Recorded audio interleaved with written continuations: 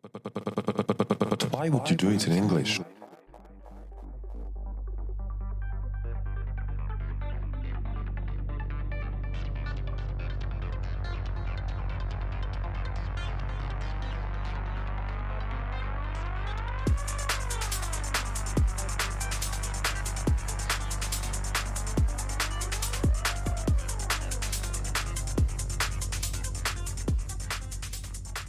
Yeah, Simon in the house.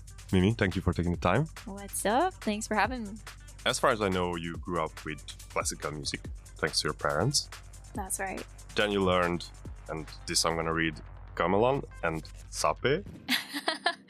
I'm not so sure about learned, but I was exposed to a lot of cool instruments. I won't go as far as to say I became proficient in these in these Far East, Southeast Asian instruments, but they were definitely around me a lot, which is cool. It was part of your upbringing around music. Exactly. It was everywhere I looked. Had no choice. And eventually found your way to indie pop, dark, alternative pop, whatever one would like to call it. You don't have to put it in a box. What I want to ask is what carried over? And I don't mean that in the sense that, for example, the instruments or the genre, but rather as a whole in how you think of and construct sound, music in general. It's really interesting to think about. It's something that that I ask myself quite often. And to be completely honest with you, I am still trying to figure that out. I mean, it comes up on a daily basis for a reason, because I think when we are exposed to different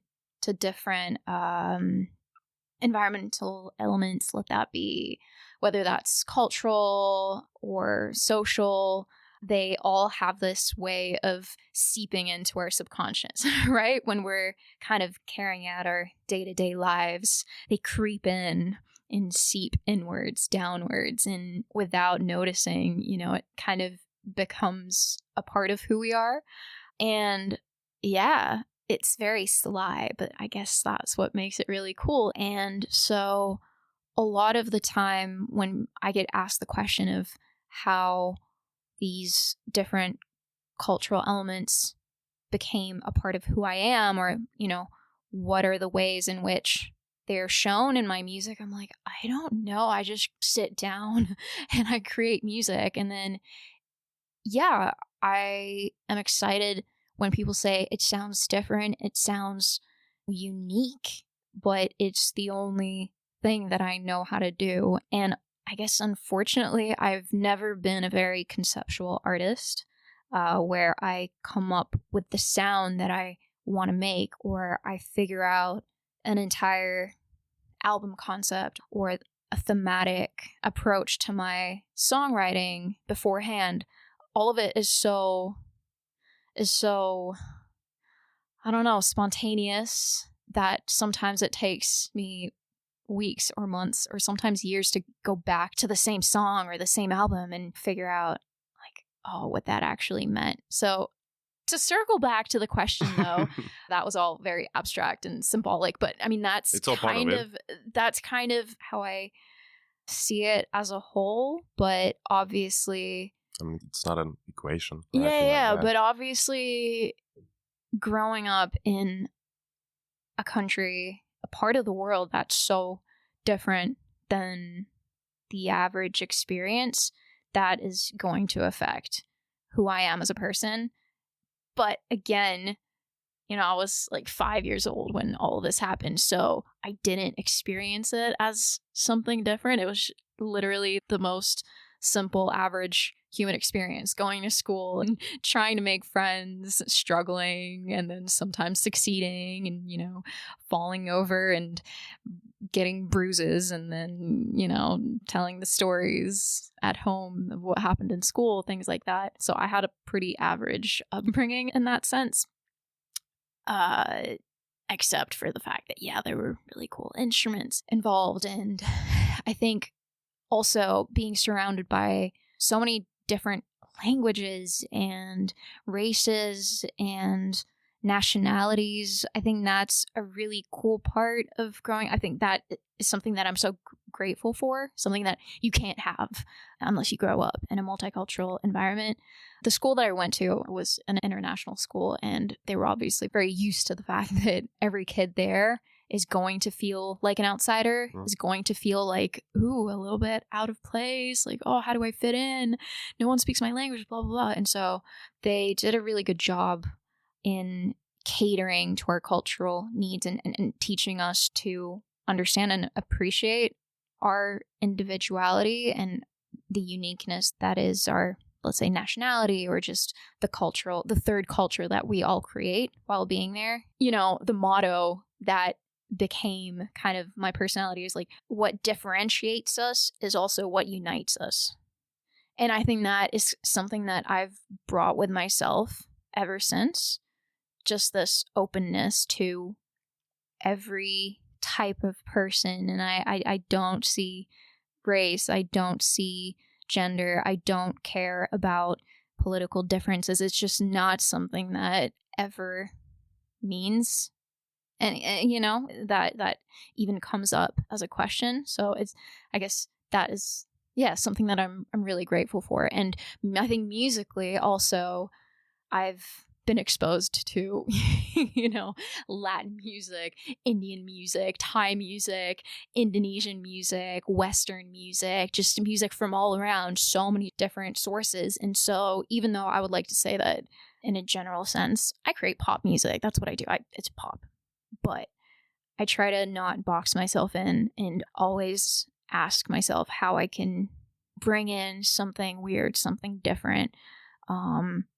Whether that's like a subculture that could be added, you know, a little bit of house, a little bit of drum and bass, a little bit of tribal, a little bit of reggae, you know, like it's a really good time to be alive right now when it comes to fusion in music. And I think this is, a good time to be alive and to experiment. Really, it comes down to the way that we look at life. I think it's so easy to look at it half full, you know, or half empty. I really do believe in that, and like, call me an optimist. Sometimes it's hard to be, but I think being open to possibilities is definitely something that will ultimately always get us closer to some goal in life, whatever we're working towards, whether we are consciously aware of where we're going or whether we're just hoping to go in the right direction. So again, to circle back to the question, I think, the type of upbringing that I had was a really unique one, a really cool one. I'm 100% aware of that and grateful. It does show in my music. I'm absolutely certain. Whether it's always conscious, I don't know. I don't think so. But it's there, and I'm always gonna like hone it and try to make the most of all the experiences that life brings. Two things, but somewhat in a similar vein. One is how you talk about yourself not being quite the conceptual musician. However, the way you told me about your different projects before our recording, that did sound somewhat conscious and aware in how you separate them. And then the other thing with being exposed to this wide variety of music, pretty much whatever there can be. Mm-hmm. But then at the same time, when you arrive to making music, it can be everything at the same time or at all. And of course, there is the logistical part of it and the making, performing, but when a song, track, album is born, how does the magic happen with all this in mind? Oh, sometimes it's not as magical as you would imagine. You know, sometimes I'm on the bus, like in a rush, and I have to record something on my phone because an idea occurs. Sometimes it's in the middle of the night. Sometimes it's in the morning. Sometimes a song doesn't want to be born for the love of God and takes weeks and months of trying to beat it into some shape or form, and it still doesn't work. And then you put it away in the box for years. True story. This happened with my song called Tell Me, which was supposed to make it onto album number 1, Museum of Sins. And it's not that I didn't love the song, but something didn't feel right. And that's something that you always just have to respect. I think you can't force art. You can't, it's like, yeah. I like to look at my songs, my artistry, like the mimosa, the plant that if you touch, it closes instantly. I look at my art like that, and I have a tattoo with little mimosa leaves. Another fun fact, my dad used to call me Mimosa because, my nickname is Mimi. I was also somewhat of a mimosa when I was a kid. And, anytime someone would ask me to perform or like sing a song, I'd be like, not now. And then, once they would look away, I'll jump up in front of them like, now's the time. Like, wait for me to feel comfortable and to feel like I'm ready to open up. Anytime that I have tried to force songwriting or force a song to be born, it just hid in a corner and, I would go into a weird creative block of some sort. And I had to cultivate an approach towards songwriting that is healthy, non-toxic, and that kind of births new flow states. There's actually a book that's really cool. I'm sorry if I'm derailing, but this is really interesting. Like side quest over to this area. But there's a book called The Creative Way, which talks a lot about creativity and creative block, how we're all creative human beings, whether we are singers, songwriters, painters, or a technician. Like literally everyone has a creative side, and it just comes down to honing that creativity and finding ways to cultivate our interests and our sources of curiosity towards life. And that's ultimately what's the most important, because that's what will make us motivated to live and to find projects and meaning. And so this book gives a lot of intel and kind of advice on how to come out of deep places when we're feeling really depressed or kind of in a weird place in life. As a creative, something that I think a lot of us do, which is a mistake, is wait passively for creativity to arise.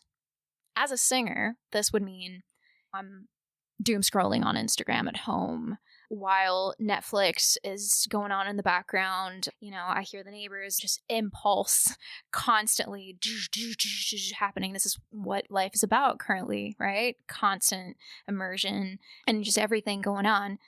How can I expect a song, an idea to come up when I have so much input hitting me all at once? We need to kind of create that space, that void for something to come up. And so what writers tend to do a lot, which works really well, let's say every day I give myself 2 hours. I sit down at the table and I have a piece of paper in front of me. It's a scary empty piece of paper. And let's say, I tell my creative self, all right, this is the space. This is the time to write. If I don't do shit, that's fine. Nothing's going to happen. At the end of the 2 hours, I'll stand up and go about my day. We'll come back tomorrow and try again. And nothing happens if it's not a successful day. But I can't say that I didn't give myself the space to not do that.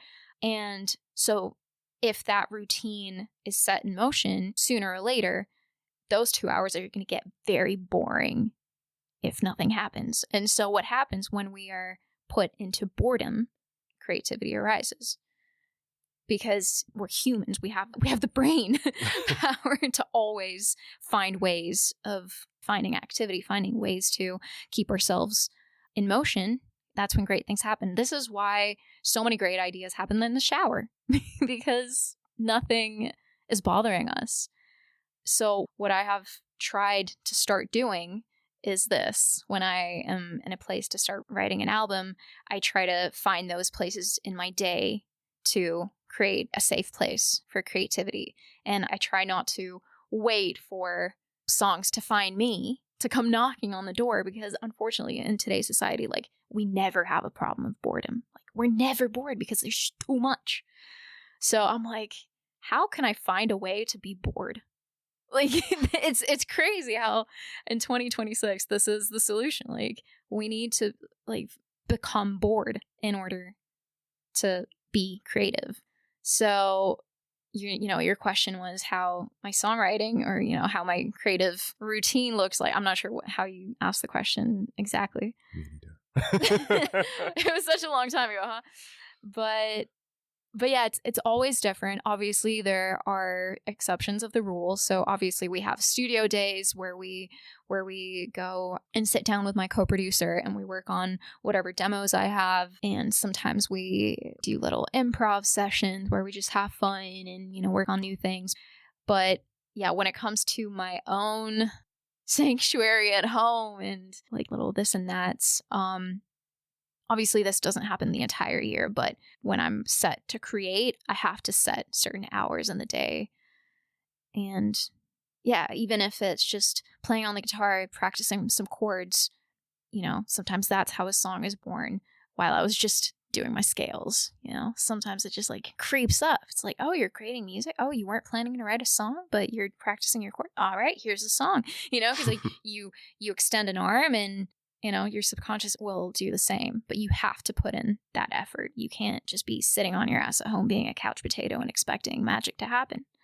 So it's a constant fight that I have with myself because obviously life happens and it's, the world is sped up and there's a lot going on and we're always super busy. So it's hard to sometimes do that. But when I feel like I haven't created in a while and I'm starting to get stressed out about that, yeah, I go home and sit down with my guitar or in front of my laptop and I start just playing because we're all kids at heart at the end of the day and magic happens when we play.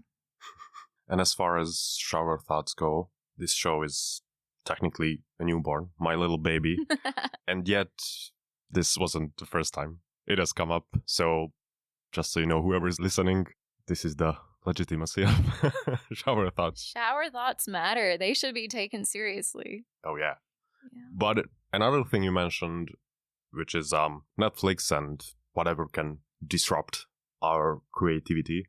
And I don't think this is the first time of you talking about this, because I was looking at previous interviews with you, and regarding your 2023 album, Jupiter, you said that how these different platforms and stuff like that can actually derail our creativity, and doing a song a day for about a month, I believe. That was for my debut album. Oh, really? Yeah, that was actually the first one, 2020, before COVID. So this was January of 2020. Yeah, I knew that I wanted to put together an album, and I'm not even sure where the idea of this challenge began, but yeah, it did happen. And I was like, oh, I love challenges. I love to test kind of my mind and my creativity to push my limits. And so that felt like a really interesting thing to try out. So in January, for every day of that month, I wrote a new song. And the cool thing about that was that, after about 4 or 5 days, you start making statistics in a very saturated short amount of time. On day 4, day 5, I start repeating myself. Like, oh shit, I'm writing kind of the same pattern. My drums are sounding the same because I'm the same person, right? Like, not a lot has happened within a week.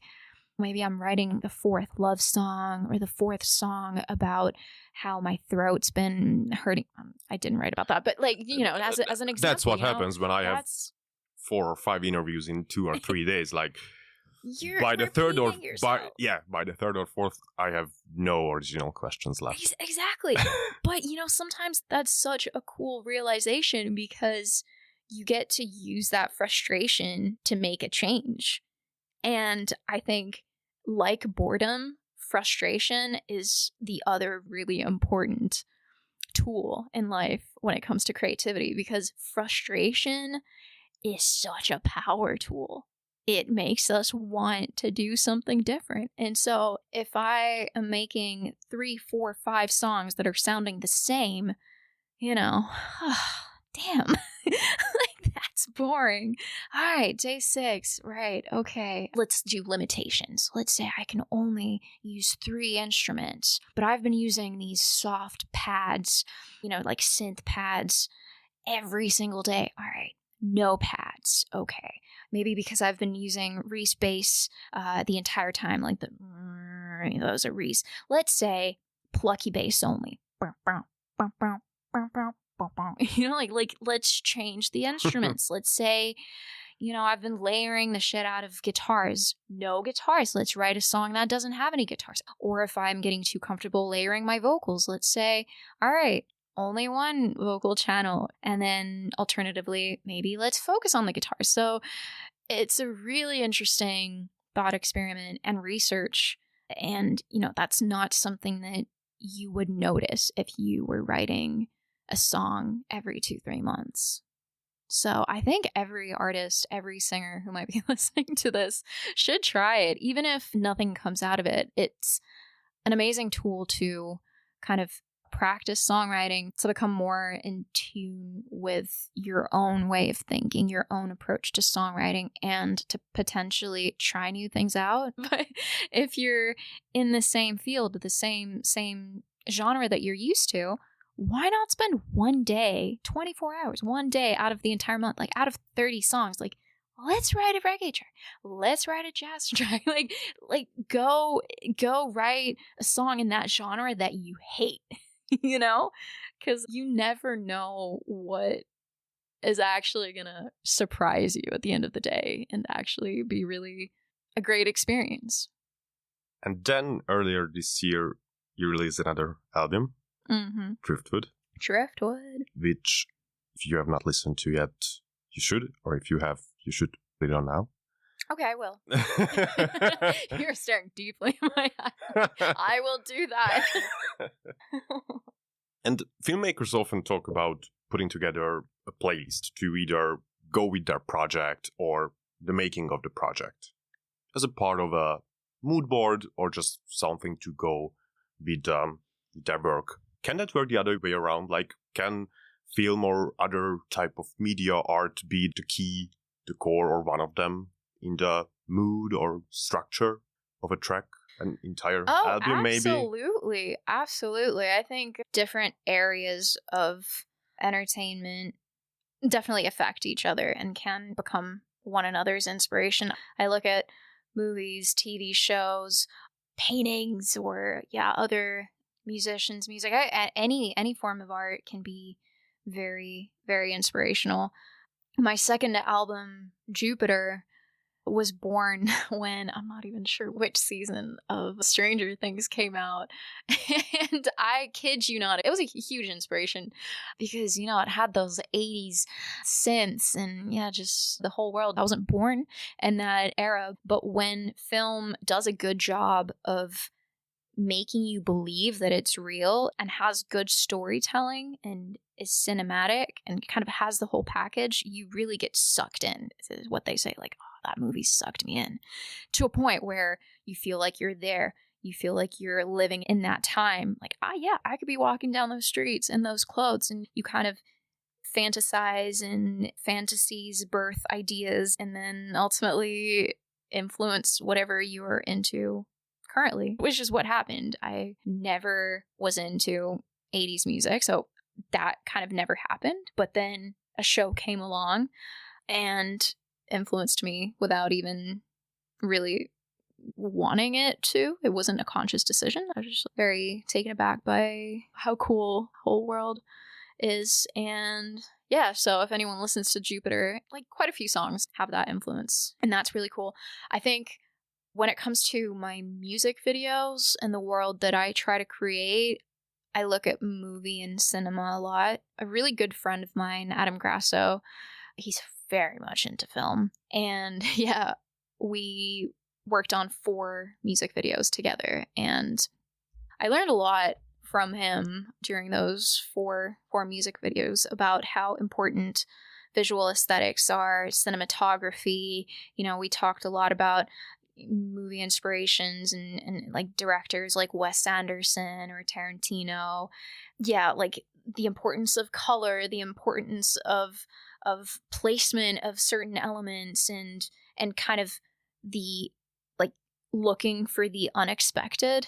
And I think like good shows, good movies do that so well.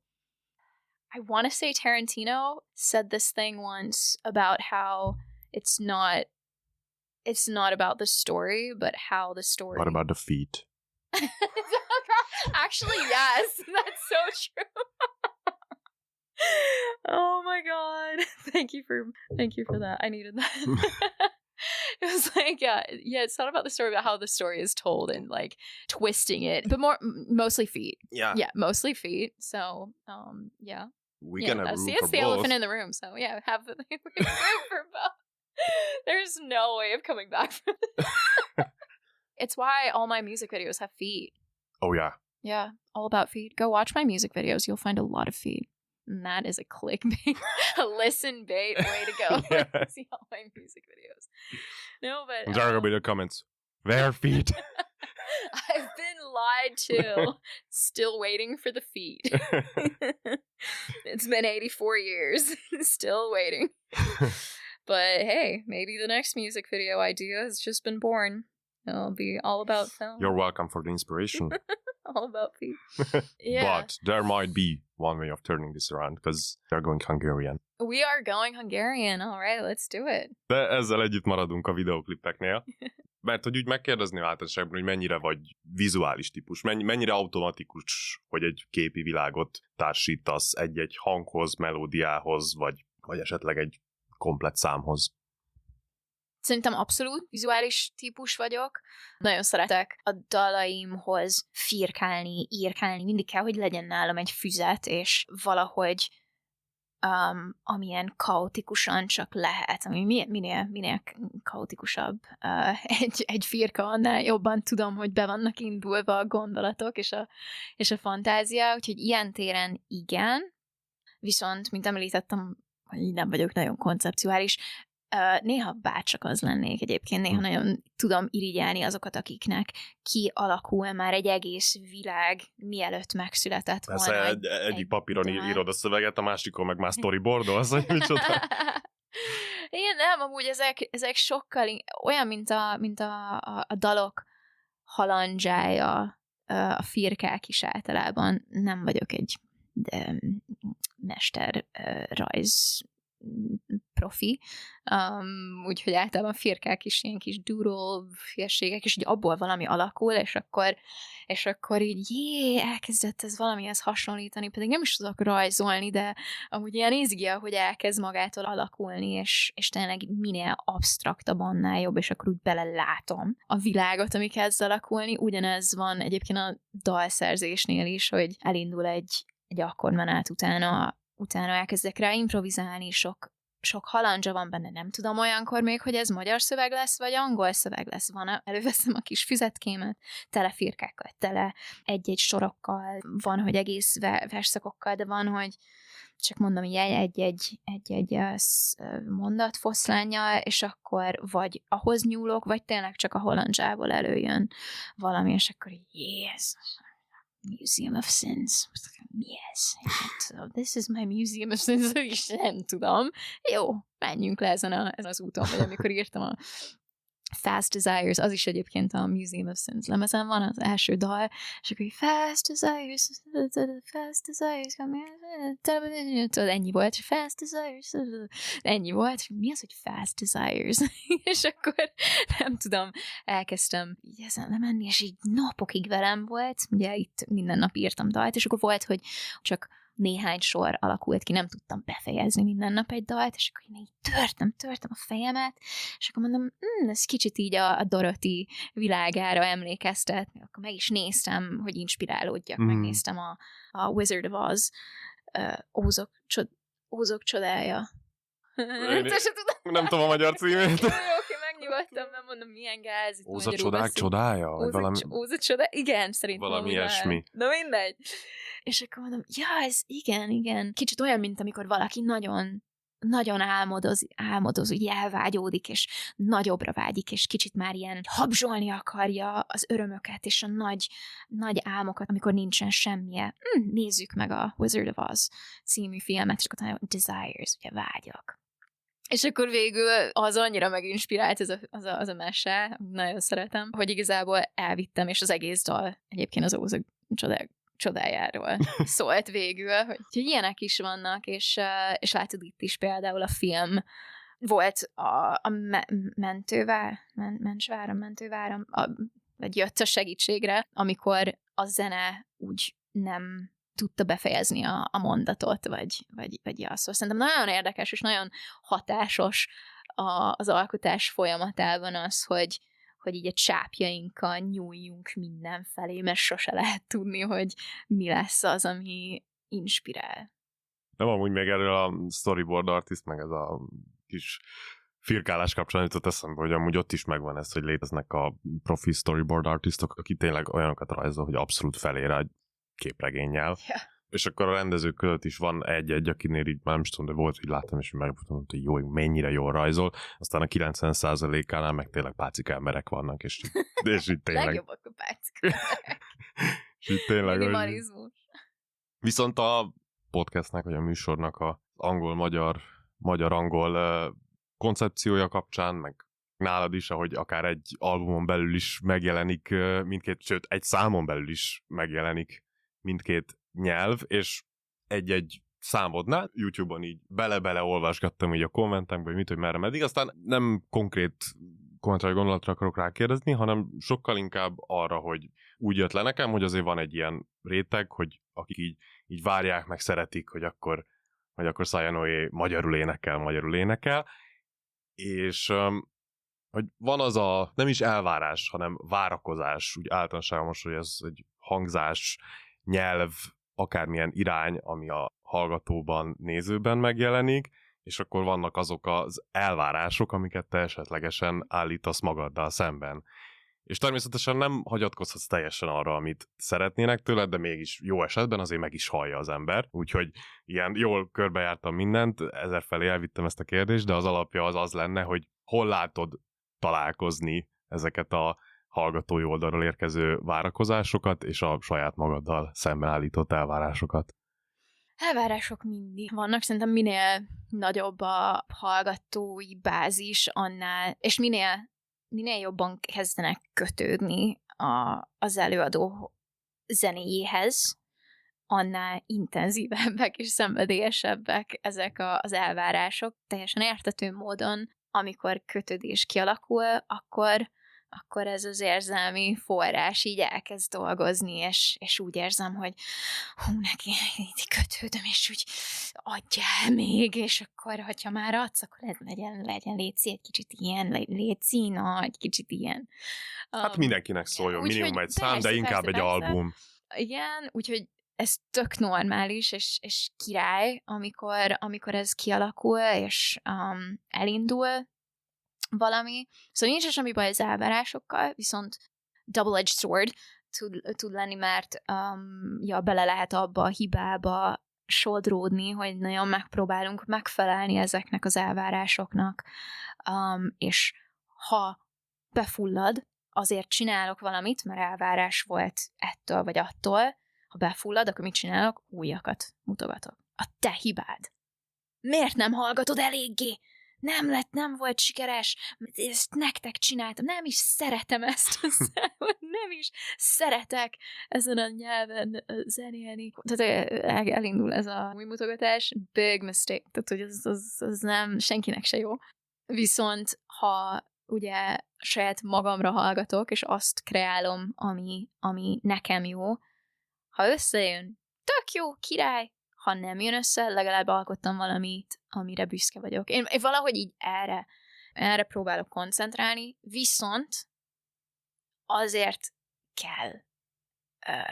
kell fenntartani ezt a kapcsolatot. Szóval nem lehet az előadó nagyon önzőse, hogy én befogom a két fülemet, és toljok arra, hogy ki mit mond, én azt csinálom, amit akarok, mert hogyha nagyon elvont, és mindenfelé megyek, akkor elveszítem ezt a nagyon értékes kapcsolatot, ami elkezdett kialakulni. Úgyhogy ez egy waltz, ez egy tánc, nem? Kicsit azért megpróbálunk megfelelni. Hazudik az, aki azt mondja, hogy nem próbál megfelelni, és nem hallgatja azt, amit a befogadó fülek szeretnének hallani. És egyébként a John Mayernek van erre egy nagyon, nagyon jó megoldása. Itt több interjújában is hallottam már, hogy one for you, one for me. Tehát ő ezt így látja, és szerintem valahol ebben van a kulcs, hogy meg tudjuk hallani azt, hogy mire vágyik a közönség, és legyenek azok a slágerek. Nem baj, hogy a sláger nem, sőt, nagyon király az, hogy a sláger. De hogy legyenek azok a fajta dalok, amiket tudjuk, hogy nagyon fogja szeretni a közönség, de közben simán elfér egy lemezen egy-két olyan dal, ami nem azért íródik, hogy top chart egy ilyen hook téma, és akkor nagy refrén, meg úristen, ez mekkorát fog szólni a koncerteken, jó, oké, akkor mindegyikség, és mennek a dobok, és hatalmas minden, hanem simán elfér a lemezen egy hosszú, elnyúlt intro, tele gitárszólóval, hogyha éppen valaki nagyon szeret gitározni, vagy hogyha nekem így szeretem, hogyha szeretném, hogy az ének tele van harmonizálva, akkor legyen egy olyan dal, ami a cappella és olyan, mint egy kórus, vagy egy teljesen letisztult akusztikus dal, amit tudom, hogy mit tudom én, meg fog szólni egyszer a lemezbemutató koncerten, és utána soha többé koncerten, mert nem oda való, hanem ez annak való, akit érdekli, de leginkább nekem. Úgyhogy szerintem ebben van a kulcs, hogy tudjuk ezt valahol így reálisan így feltérképezni, hogy melyek lesznek azok a dalok, tegyük fel egy lemezen, amik nekünk szólnak, és mik fognak mindenkinek, így a közönségnek szólni. És megint csak nem arról szól, hogy vagy nekem, vagy neked. Tehát olyan is van, hogy ez tud ugyanaz a dal lenni, de inkább csak úgy nagy általánosságban ki legyen elégítve a saját alkotói forrásunk, és ne csak eladjuk a lelkünket, és mit tudom én, hogyha most a közönségem elvárja, hogy én franciául, vagy spanyol, vagy németül írjak, akkor most megpróbálok kitolni egy aranytojást tele német dallal, most tényleg csak valami nagyon abszurdot mondok, és közben gyűlölöm a nyelvet, akkor az egész lemezt után fogom, és nem tudok hozzá. Szajanói jódli lemez. Érted, amit mondok? Nem, majd kaptok 2 dalt, jó, ma hallgassátok, tessék, hogyha beindul valami, és igény van rá, én nem tudom. De hogy legyen ez a balansz valamilyen szinten, mert akkor everyone's happy. és amúgy is jó kísérletezni, úgyhogy szerintem a másik, hogy merni kell olyat is alkotni, olyat is kiadni, amire akár egyik fél se számított. És kicsit így tesztelni a vizeket. Mert ha az volt az elvárás, hogy oké, Szajanói alkosson alternatív popot, mert ezt megszoktuk, jó, ezt szeretjük, mint Szajanói rajongók, és Szajanói kihoz egy metállemezt jövőre, akkor ez lehet, hogy... Azt speciál nagyon meghallgatnám. Azt nagyon lehet, hogy nagyon sokan. Ki tudja, lehet, hogy akkor robbannék be, igazán? Hogyha kihoznék egy lemezt. De érted, tehát, hogy ez egy koncepcionális kérdés, stratégiai kérdés, lehet csinálni, de akkor az benne van, hogy lehet, hogy I need to cultivate a completely new audience, tehát hogy akkor az valahol egy restart, és lehet ezt csinálni, de az egy nagyon hard switch, és nem biztos, hogy az minden esetben jó. Lehet. Egy dal, megnézzük, tudod? Megnézzük, hogy mi a visszajelzés, és aztán ki tudja, lehet, hogy mindenki imádja, akkor elmegyek azon a vonalon, de ja, azért a meglévő közönséget is kell ápolgatni, dédelgetni, és szeretni, és egy non-toxic módon, in a healthy way megpróbáljuk folyamatosan így építeni ezt a kapcsolatot, és kicsit ide, kicsit oda, kicsit így teszteljük a vizetket folyamatosan. Figyelj, Machine Gun Kelly annó kapott egy disztrekket Eminemtől, és teljesen műfajt váltott, szóval. Figyelj, lehet, hogy ez beszélgetés után hazamegyek, és clean slate. És aztán vissza fogunk térni erre a beszélgetésre egy év múlva, hogy na tessék, itt volt a forrás. Minden itt indult. És még gyorsan zárásként így, ahogy mondtad, persze van a hatalmas siker, a trending, minden, van az, amit szigorúan magának ír az előadó, meg minden közötte, és akkor bedobnám azt, ami lehet megválaszolatlan, lehet nem, de hogy a megérzéseken, az ösztönökön túl mi az? Honnan tudod, vagy honnan és mi alapján gondolod, hogy tudod, hogy ez most jó? Age-old question. Szerintem azon, miután kijött egy dal, még akkor is kérdezem magamtól, hogy vajon ez egy jó dal, vagy sem.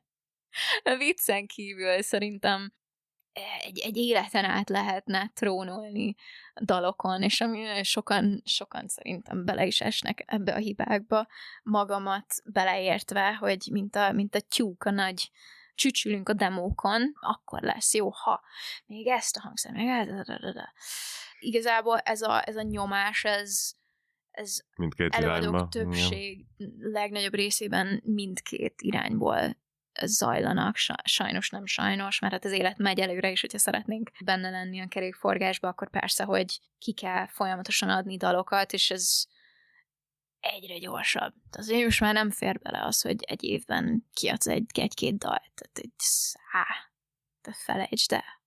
Akkor be is pakolhatsz, és hazamehetsz, hogyha...